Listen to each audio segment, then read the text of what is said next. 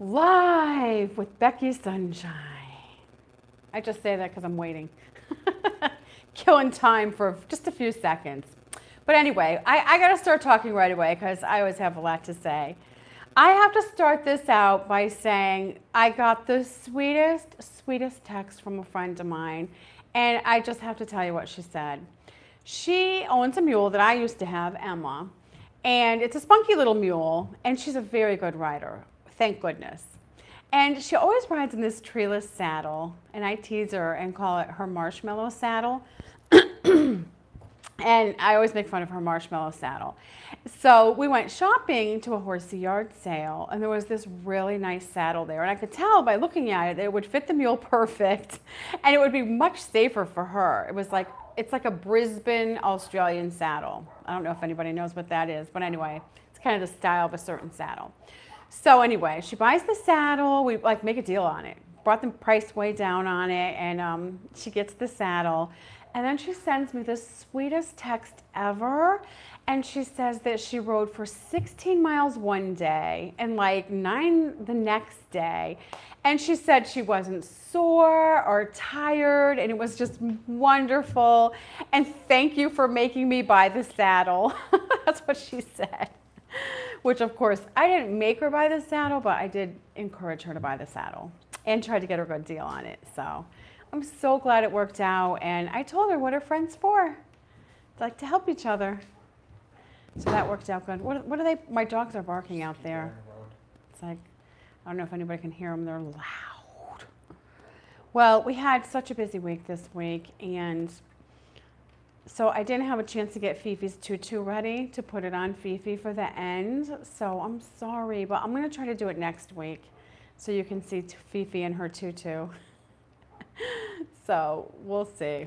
She's in there sleeping though on her tuffet. She's spoiled. Kate says, I just got 4 chicks and was wondering if you could give me some advice on introducing them to my flock. Don't introduce them to your flock until they're absolutely fully feathered and the same size as your other chickens. You should go to my website, beckishomestead.com, and click on chickens and read through those videos, because what's going to happen, excuse me, is if you put them in the coop with the big ones, they're just going to kill them. Even when they're like the size of a grapefruit, if you put them in there at that age, the older hens will kill those little ones.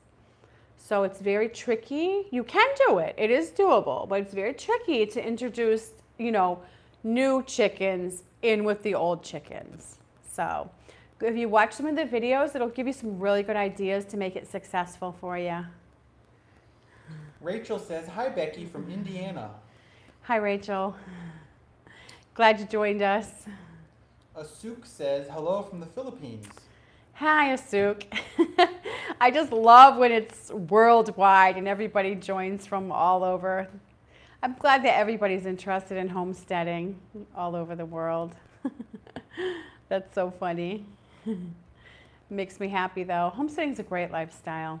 It's hard work, and you have to be kind of a loner and do a lot of things yourself, like self-motivated and stuff, but a little solitude, peace and quiet in nature, just a lot of good qualities, I think. It's a great lifestyle. Seth says, hi from Zimbabwe. Hi, Seth. Molly asks, what type of shavings is best for your chicks? Well, this is the thing. Like, some people will say, don't use cedar. It'll hurt them somehow. I've used cedar, and it doesn't hurt them. They're perfectly fine. But here's the thing. It can be a pretty strong smell of cedar, and if you don't like that strong smell, it's probably good to go with pine chips, because there's not going to be a strong smell there, and so it works good. But some kind of a wood chips, but they also make pellets, like pine pellets. They make a lot of different stuff you could use for wood chips, bedding for the little chicks. I have actually used sand because I live in Florida. I've actually just gotten sand and used sand. I love sand the best. I just think it works so good.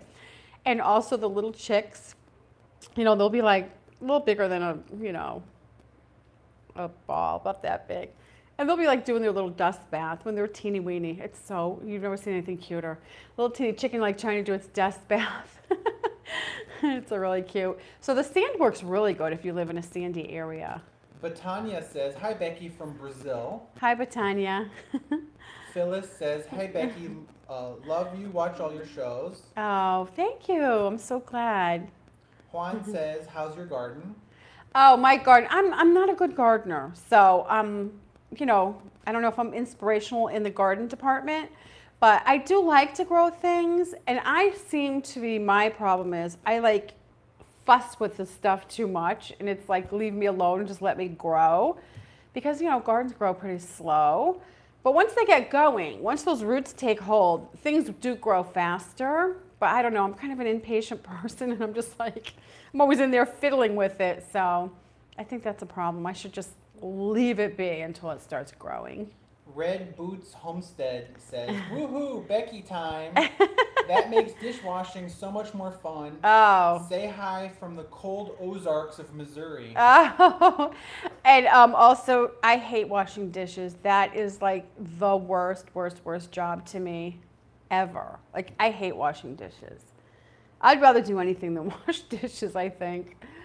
I love to cook, though. I hate to do the dishes. Ugh. Rebecca says, what do you think of American guinea hogs for homestead pigs? Oh, I've never had those. Mini hogs, though, why bother if they're mini? I don't know. I wouldn't bother with a mini. If you're making hors d'oeuvres. It's like, well, yeah, if I'm going to do it, I want to raise a hog, get it to a good size, take it in there, one shot, boom, get that thing butchered and fill my freezer. That's the way I like to do it. Everybody's different. I mean, if they have a particular flavor and you like that flavor of the meat those little hogs have, those little pigs have, I mean, go ahead. But I think unless you do it yourself, I think when you take it to a facility, like it's not called a slaughterhouse, it's just a meat market, like a butcher. Yeah, butcher. There's a certain charge to slaughter each animal. And I think it's $75. So if you have a lot of small ones, it's actually going to raise your cost because they're going to charge you that slaughter cost no matter what.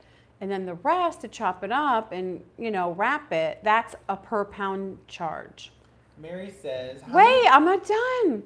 So that's something to consider when you're, you know, thinking about doing the mini hogs. Mary says, how many hens do you have and how many eggs a day do you get on average? Hi from California. Right now I have 4 hens and they're all laying really good, and I have my guinea, which I do eat her eggs too. And I have so many eggs. I'm getting like, no chicken lays an egg every single solitary day. They will like skip a day here and there. But like every day I'm getting 3, 4 eggs a day, you know. Seldom do I get 2. Let me just think. Today, actually, there was only 2 out there when I went out there, but when I go look again, when I feed them in the evening, sometimes one will be like an afternoon egg. So there might be another one out there, but I give eggs away. I have so many eggs. Momo says, hi, Becky. Any tips on winterizing my coop for the cold, bitter winter in Canada? By the way, I'm a huge fan. Thanks. Well, I always say make sure your hen house is airtight, so no wind's going to be like howling through that hen house. And make sure no water or snow or anything can get in there. You know, if you live in a cold area, you're going to want to make like kind of a bigger hen house because they're going to be spending more time in there because you have a longer, colder winter. And if it was me building one, I would put windows in there for light. And then put maybe some thick, you know, you can lay down some wood chips, you know, just so they have something to stand on. And then maybe get some... That's why we cut off. Yeah, our power's like blinking on and off over here. That's what happens when you live in the country. So then, you know, put some wood chips on the floor, like maybe 4 or 6 inches deep. And then get a bale of alfalfa hay. And then like just, you can, if you have a big enough hen house, just take the strings off, throw that whole bale in there and let them just have at it. And tear that thing up and eat it, and it'll smell good in there and you'll get some great eggs all winter long. Molly says, how old do your chicks have to be to go in the coop? I don't put, to go in the coop alone or in the coop with a flock that you've already had. Those are two completely different scenarios. Really what I'll do is once my chicks are fully feathered, I will put them into a little flip coop that I have outside that I built, and I'll let them stay in there until they physically get bigger, almost the size of a normal chicken. And then I'll put them in my big coop with the other chickens I have. Now I have little chicks out there. What I'll do is I'll bring them outside and put them in my barn, which is just like a roof, in a concrete floor. There's no sides. I'll put them under there during the day just to get fresh air and stuff in a tub. And then at night, of course, I bring them back in, and they need their little heat lamp at night while they sleep. So it's warm here during the day, so I can do that now, which is nice because, get them out there where they belong. Animal Lover says, how many animals do you have? I don't know the count, but I have quite a few. Is it 20? We have counted it couple times. We just did a video with every animal in it. Yeah, we have a cute video coming up, so stay tuned. You'll see them all. Did we forget one on that, though? I don't think we forgot any. Okay. You're going to meet them all. But a few, quite a few. I would say like around 20, I think, counting all of them. The Cool Red Kid says, how many acres of land do you have? I have 2 acres, which is plenty. I have a lot of animals. I think if you have flat property like I do, where you can use every inch of it, which is a plus in my opinion, because I like small acreage. I don't want tons and tons of land. I don't want to have to pay the taxes on it and just to take care of it, try to fence it in. That's too much for me. I don't want to do all that. But I still like to have, gardens, a little orchard, my animals. But you have to lay it out good, think about it and design it well so it really functions well, and then you can do a lot on small acreage. Dimitri says, hi from Lebanon. Hi, Dimitri. Sule says, hi from the Caribbean. Hi, Sule. Richard says, hi from Virginia. Hi, Richard. Kelly says, I'm apartment steading, but get a lot of use from your videos.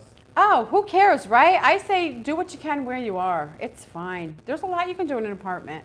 Grow herbs, make your own soap, make some homemade bread, just that. You'll have all your friends and family coming around just to get some of your good homemade bread and getting some of your soap, and you can do a lot of stuff. You can still simplify, live a simple life. If you have a balcony, you could even grow like, a tomato plant, a little zucchini or something. Gotta be creative, which that is half the fun, is being creative on a homestead. That's why it's so awesome, just your personality and your creativity. You can just develop that and, do stuff that you like. Animal Lover says, what do you feed your dogs? I feed my dogs a variety of things. It just cracks me up how some people are like, oh, my dog can't eat that. And it's like, what? It's like, my dogs eat absolutely anything and everything. Once you have a dog that lives outside like mine, like a homestead dog, you'll notice dogs are gross. Dogs eat everything. They're not picky. But what I do is I'll buy a dog kibble. So that's kind of like I have that on hand all the time. And depending on the finances, sometimes I'll buy the best, which is grain-free. And then, if I'm really broke or funds are tight, I'll have to buy a big bag of the cheap stuff. But I always supplement my animals, all my animals with table scraps and stuff. So, if I have a big pack of meat and I didn't eat it fast enough and it's spoiling, I'll cook it up and just feed the dogs like a bunch of meat, pot roast or like whatever. Sausage, bacon.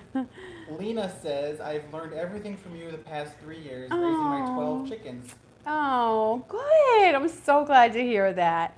Glad I could help.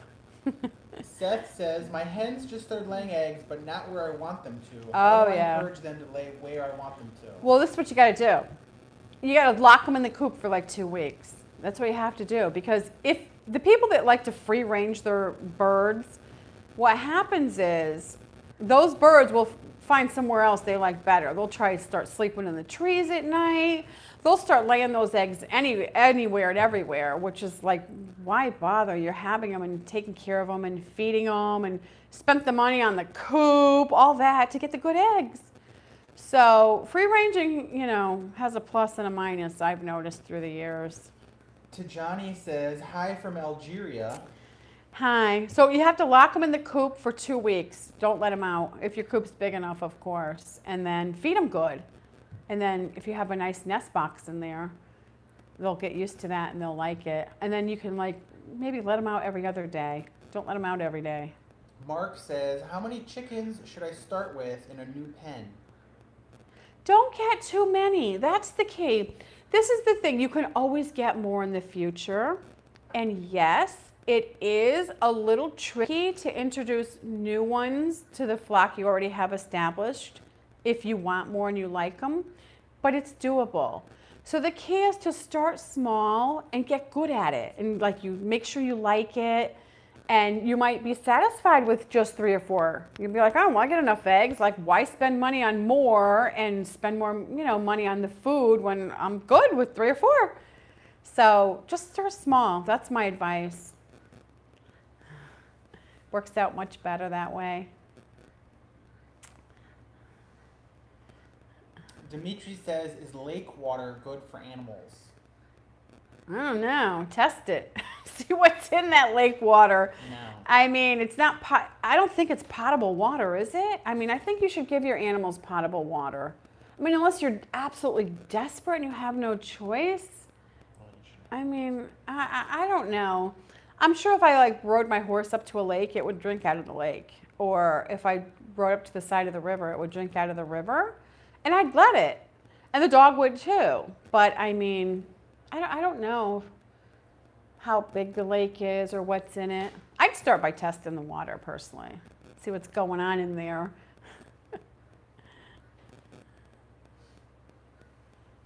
Rebecca says, Becky, would you consider an apprentice?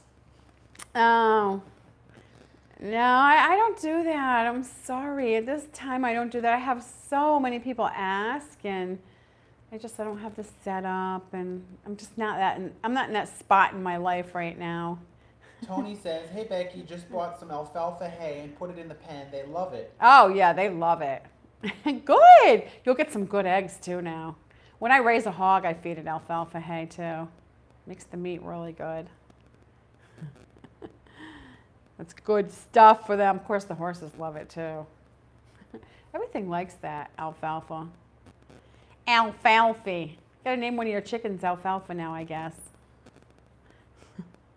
I don't know. I get a little bug bite.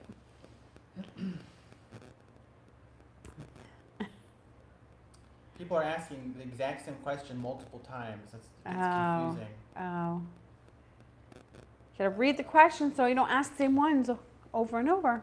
No, I mean like the same people ask the same question many times over. Oh, maybe they don't know how they're clicking it. Oh, I see. Don't do that. And it gets me all confused. I'm not very smart and I get confused. Don't confuse the reader.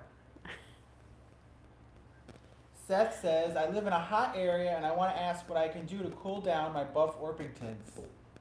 Dark shade. You gotta just have a tree, build a nice little, roof under the dark tree. Make sure it's dark, dark shade. That's what I do. I live in Florida. It's hot here, but as long as there's dark shade, all the animals are fine. They're still gonna sit there and kind of pant. All animals pant in the summer.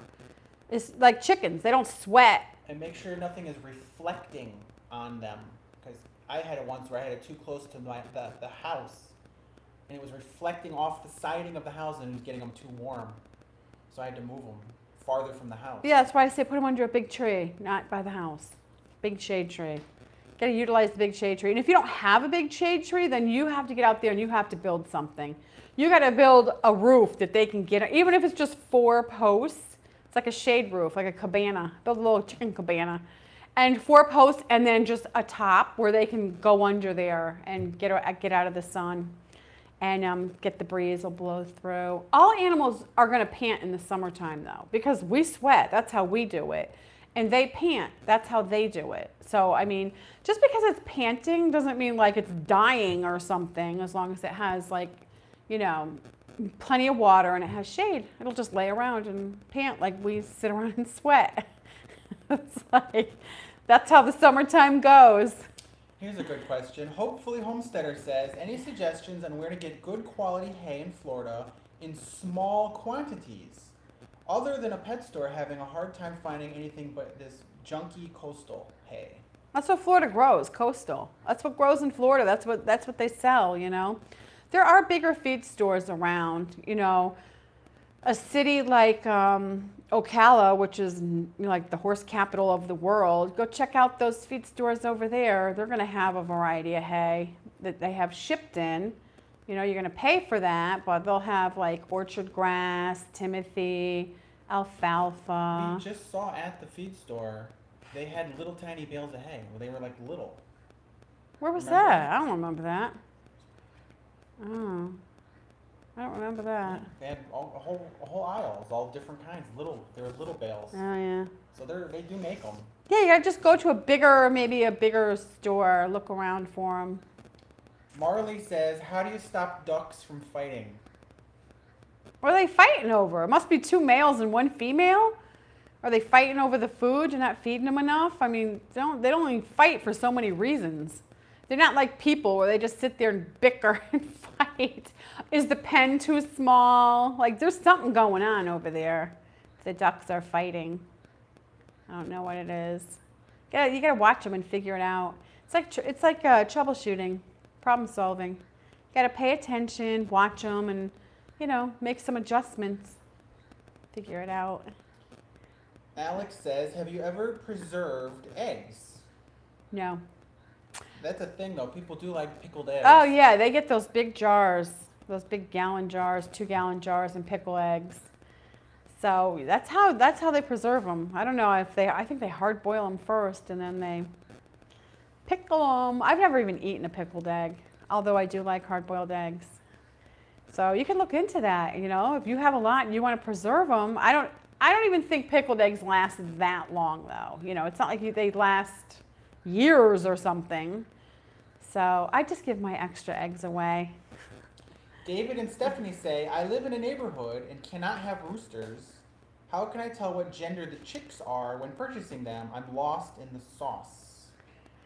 You have to buy pullets. Pullets is girls. Cockerels are boys, roosters. A straight run are mixed, boys and girls together. Don't go anywhere near a straight run. If you're a beginner chicken person, stay away from the straight runs and stay away from the cockerels. Just get pullets. Now, sometimes you will get a rooster in the pullet group. You know, it'll just be in there because, you know, it's very hard to sex those chickens when they're really little. So that's what you have to do. Remember that, pullets. That's what you need. And roosters are annoying, so you don't need a rooster, especially if you're in a little neighborhood, because not all roosters are good roosters. In fact, very few are. Most are kind of mean, and they're just rotten. They're just not good. So don't even like chance it and try to get one if you know, live in the tight quarters. You might be very disappointed. And then you're going to be like, now what am I going to do with this thing? You know, it's like try to give it away or something. Cook it and eat it or something. I don't know. Emily says, what made you decide to get rid of the goats? I haven't seen them in a while. They're noisy.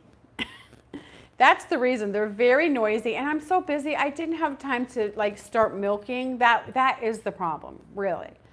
The noise was number one, and then number two is, you know, it takes dedication to milk a goat and to make cheese and all that stuff. So I love my homestead. I'm a home girl. I just spend a lot of time at home.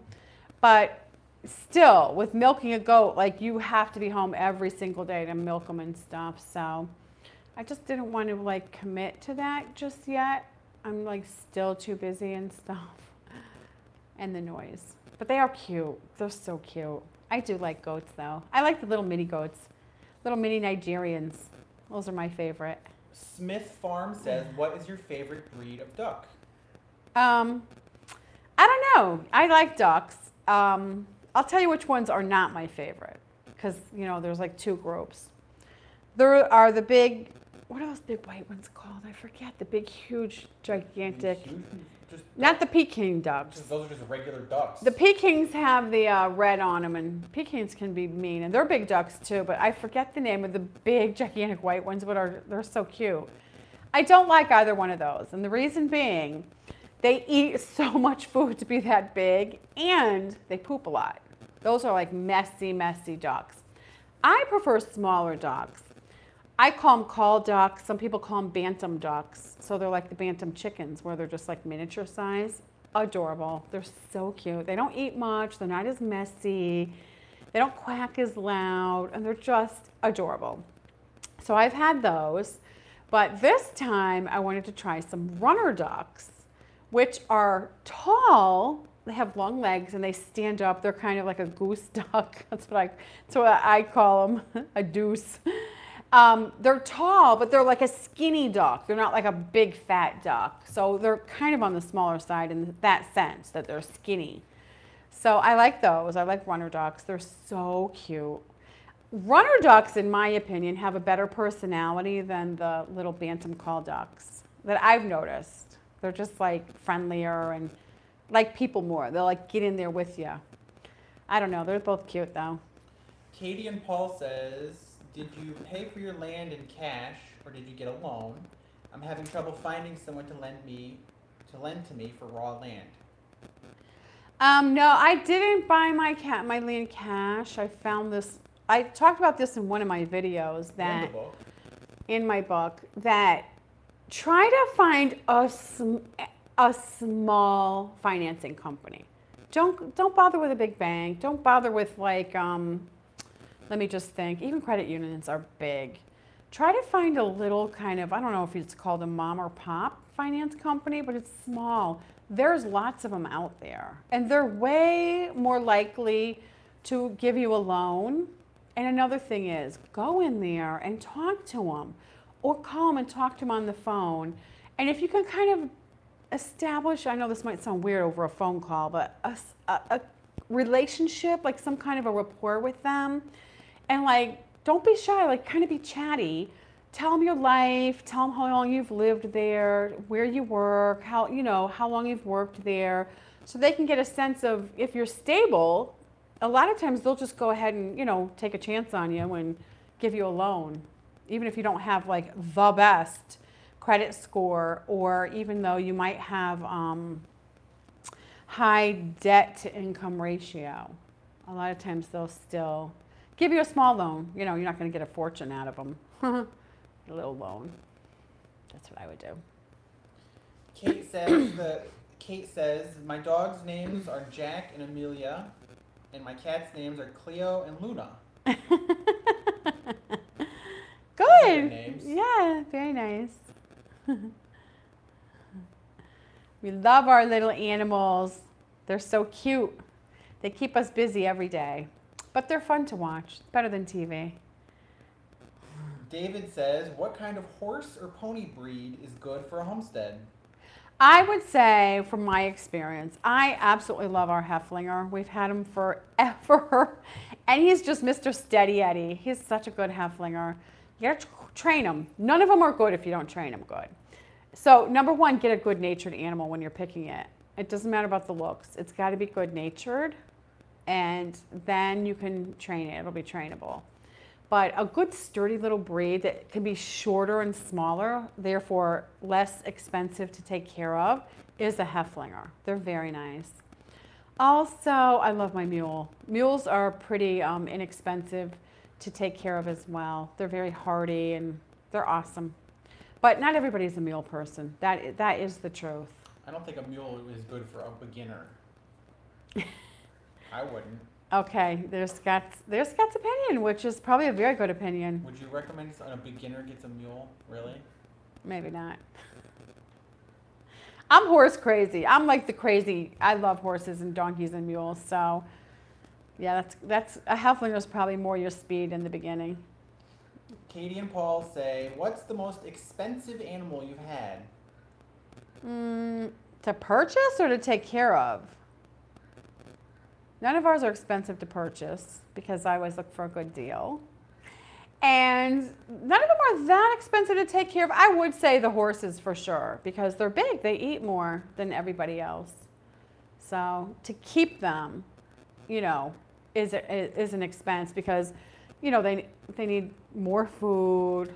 They need their feet trimmed, which, you know, is a big expense for people. I'm a farrier, so I do that myself, which saves me money. But by far, I would say the horses. By far. But they're worth it to me because I like them so much. Amazon Princess says, "Hi Becky, so glad you're doing well. How tall is your horse Thunder?" He is 13 hands. He's 13 hands tall and 13 hands wide. He's a stocky little pony.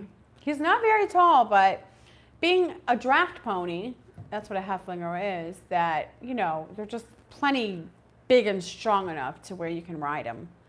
We got a $5 super chat from Faith. Thank you, Faith. Appreciate it. She's a super friend. That's what I want to say. Not a super fan, a super friend. I appreciate that. So the Haflinger is what I was going to say is they are very big boned. You know, they're draft horse ponies, so they're very big boned. They develop a lot of muscle cover over their skeleton, you know. They're very strong. But that is a plus in itself, but also they're on the docile side like the draft horse as well. They're like calm and laid back, you know, so they're great. They're great. It's a little hard to fit a saddle on them, to tell you the truth, because they do have such a wide, short back. And that probably is the trickiest part about a Haflinger if you want to have one on your homestead, is to make sure you get a saddle that fits them really well so they're comfortable. Faith says, "Just stopping by for my Becky Scott fix. Love you guys." We're so glad. Thanks. We're going to try to get Scott another mic too, though, so he can be on here as well. Makes it better. Dimitri says, "Is it good to feed my chickens a lot? They like to eat a lot." Chickens do eat a lot. I draw a line though, because you can like overfeed them and you're kind of just wasting your money. You know, you can overfeed horses, any animal. And you know, you're just kind of wasting your money. So I like to feed them well, but I don't want to overfeed them and waste money on feed. Because to run a homestead, you definitely have to have a budget. So that's the way I do my homestead. And you know, of course, the better quality food you feed, the less of it. And I'm not sure if that balances out, because higher quality feed is more expensive, but you feed less of it. But the plus to that is they get more nutrition out of it. So if you can, I go by how my finances are. You know, if I can swing it, I'll buy high quality stuff. And then if it's tight one week or whatever, then, you know, you got to do what you got to do. And it all balances out really well. Marley says, "How long do you have to wait until ducks start laying?" I'd say a good year. So you have to give them a chance, you know. Same with a chicken, you know, it's 10 months. Some of the hybrids breed, you know, start laying earlier, but you're on a homestead. What's the hurry? It's the beauty of it. Just let it be. It'll happen if you take good care of them. Ducks aren't like chickens. When they lay an egg, they start quacking really loud. It's different than when the chicken Some chickens squawk and carry on when they lay an egg, though. Not many. Chickens squawk and carry on, but the ducks just quack a lot. Yeah. Only the female ducks quack. Boys don't. Boys don't quack. My ducks are really big now. They're so cute. They're tall and skinny. They're model ducks. Alora says, for a better world, we all have to just have our own homestead. I think people would be more calm, connected to nature, sleep better. I think people would be happier for sure. They would be healthier and happier. The rat race, just driving to work when you're stuck in the rat race is unhealthy. It's crazy. It's like such a drag to be stuck in traffic. going to work. I know we got to do what we got to do, though.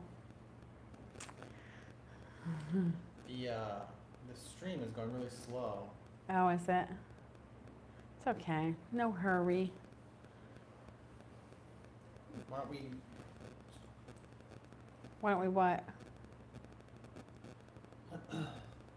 Smith says hello from Ireland.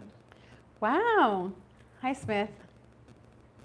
So, I would love to hear some of your projects you're working on or some projects that you want to do. You know, something like your next project, what you want to tackle. That would be interesting to hear. Since I have people from all over the world that tunes in, it's just interesting to see like what stage everybody's in and what projects they're working on. If you have any, I don't know. Some people do. Some people are just getting ideas, which I did have that stage of homesteading where I like really didn't have too many projects planned, but I was just like gathering ideas and just like reading stuff and listening, looking around to like just get ideas and see what I wanted to do. Tez from the Netherlands says, I'm eating healthy and running every day. Good. I walk. I don't run. I'm not a runner. Here's the question though, do you eat while you're running? I'm not a runner. I'm a walker. I love to walk. It's healthy though. You feel good when you do exercise. I don't do it too often though. Once or twice a week. Kate says, we have chickens and we're building beehives. Oh, interesting. A lot of people are getting into the bees. Very good. I think that's very good. I like bees. I like native bees and I like honeybees, but I plant all kinds of like flowers and plants to support them because I know they like them. But I personally just don't have a hive. It's a lot of work. You know, you can only have so much. Well, just we did the video on the piles wild up. beehive. Native bees. Yeah. The That bee worked house. really good too. They actually moved in. Yeah, they do move in. And if you just have like a stump even, like I have this little stump by my door that I have a little rooster sitting on, a little fake rooster. All the little native bees like drill their little holes in there and put their eggs in that too. I'm like, have at it, move in. They're so funny. So supporting all the bees because the native bees are tiny, but they're pollinators too. They pollinate really well. They're busy little bees. So, works for me. I should ask people what's their favorite thing to cook. Really? Scott wants to know what's your favorite things to cook. What do you guys cook at So home? we can see, maybe we'll make some more recipe videos. Oh, yeah. Lately, I've been cooking a lot of meat. I have to be honest. That's what I've just been eating. I feel really, really good too. It's like it gives you a lot of protein and fat and like, yeah, gives you strength to go out there and work. It's like, and I don't know, it's just, doesn't have that many calories in it. Meat doesn't have that many calories either, so it's kind of a good deal if you're trying to lose weight. But I also love bread. I don't know, I just like good bread though. I don't like cheap bread. I like good, crusty, good bread with no soybean oil in it. Just like wholesome ingredients, very few ingredients. Kazia wants to know if you put a blanket on the horses in the cold weather. Never. I don't put blankets on them. It's like I don't put clothes on animals because they grow in a winter coat. A healthy animal grows in a winter coat. There's no point. It's like just because a horse is standing in the rain and gets wet, it's not like a person. They have thick hide, they have thick fur, thick muscle. They can deal with it. It's like, you know, they don't need to go out there and put a little jacket on them. I just think personally that's ridiculous. Now, if the horse was injured or sick, it was compromised, it was struggling, by all means, I would do whatever it needs. But just like a healthy, normal horse, it's like, no, I don't do that. I don't do it to my dogs either. Tanya says, pinto beans and cornbread. That's my favorite. I love that. Yummy. Some good cornbread is good. I'm going to make some cornbread again soon, actually. I do love to make cornbread. We made a recipe video of cornbread. Yeah, I do have a great recipe for cornbread. It's very flavorful. Very good, very flavorful cornbread. Pinto beans are good too, though. That's so funny. Simple food, it's good. Good, simple country food. World of Wildlife says my potbelly pig keeps getting out. How do I keep him in? Well, it gets out because it's not happy, I guess. You know, you got to make them happy in there. You got to make the pen where they're happy and they'll stay in there. Like mine never gets out. In fact, one time I let Neil out and I shut the gate for whatever reason. I don't know why I shut the gate, but I came back and he broke into his pasture to get back in. Neil breaks into his house. He likes it that much. I was like, Neil, you broke into home instead of trying to escape. So, and the same thing when I raised the big hogs. Mine never get out. So people are like, how do you keep those hogs in there? Well, if they're happy and they have everything they need, why leave? Like, they only get out because they're looking for something. They're not happy or comfortable or something. That's like every homestead animal or whatever. You have to troubleshoot. So go out there, look around, see what's going on. It doesn't have enough shade. It doesn't have enough water. You're not feeding it enough. You know, it's like you put it way back in the back 40 and it just feels all vulnerable and alone. Like maybe you need to move the pen closer to the house. Something like that is going on. Something could be stalking it at night and scaring it. You got to see. Troubleshoot. Which is kind of, you know, it's kind of fun. Solve all those problems. It's like puzzle solving. It's like, I kind of like that. I can get into it. Scott's over there scrolling away. Bluebell says, what made you want horses? Oh my gosh. It's in you. It's just in you. Don't roll your eyes. He rolls his eyes. Boys don't like horses as much as girls do, but if it's in you, you just know when you're little. When I was little, I just loved horses. I just begged my parents for a horse forever. And I got introduced to them by a neighbor who had horses and we rode. So it's my passion. I just love them. They're so fun. Stephanie's Posh Vlog says, I like jammy eggs. You boil water and then put the eggs in for 6.5 minutes and then plunge into ice water bath. They're perfect on toast. Oh, that's interesting. So it's like more cooked than a poached egg then. Sounds like a lot of work though. You gotta get the hot and boiling cold water, you gotta get the thing of ice, you gotta time it. That's a lot of work. But it's interesting because a poached egg, it does not cook 6 minutes. So that's interesting. No, so I guess it's like soft. It's like a soft boiled egg, right? No, she cooks it 6 minutes. Yeah, so it's like soft boiled. No, a poached egg is more soft boiled than that. You only put it in there for like 2 minutes. It's the kind of egg where you crack it open and it's still a little runny in there. Mm-mm. I think that's what that is. Oh, she's still in the shell? Yeah. Oh, I thought it was more like a poached egg. Oh, it's like a boiled egg. I think what you do, Okay. that is a dish I'm they confused. have where I think I have gotcha. the egg, you crack it open and you have a little tiny spoon and you dig it out and put it on a piece of toast. Mm-hmm. I've seen that before. Yeah.